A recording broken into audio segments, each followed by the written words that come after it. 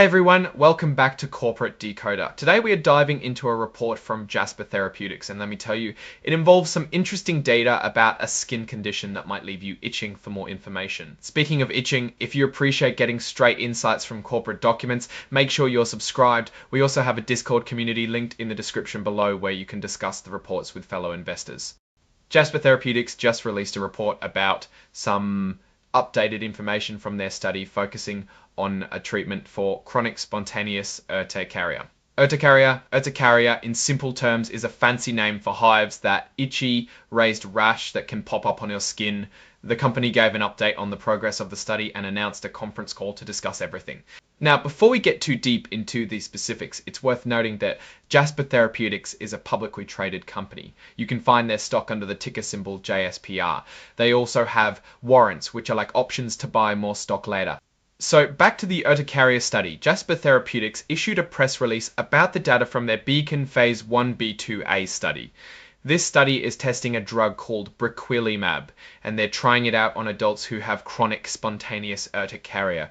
The company is pretty excited about the updated data, so they scheduled a conference call and a webinar to share the news with investors and anyone else who's interested. The main point of the report is to let everyone know about this data and the upcoming call. You can actually find the press release and the presentation they're going to use during the call as exhibits in this report. This means you can read the details for yourself and see exactly what the company is saying about the study. There are also some technical files included, but we can skip those for now since the key information is in the press release and presentation. Alright, let's step back and take a look at Jasper Therapeutics in general, keeping in mind the new data on this urticaria treatment. The stock price may depend on the success of its products. Let's talk financials and whether this company may be worth investing in. Unfortunately, the filing doesn't directly contain a financial table. However, it could be inferred that the results of these trials could impact the financials heavily in the future. So what's the overall picture? Jasper Therapeutics is working on a treatment for hives.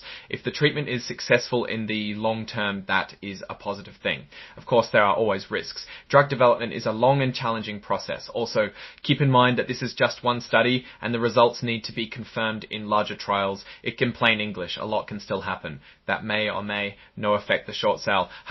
Keep in mind that this is just one study and the results need to be confirmed in larger trials. Thing plain English, a lot can still happen. That may or may no affect the short sale. Alright, that's our breakdown of Jasper Therapeutics' latest report.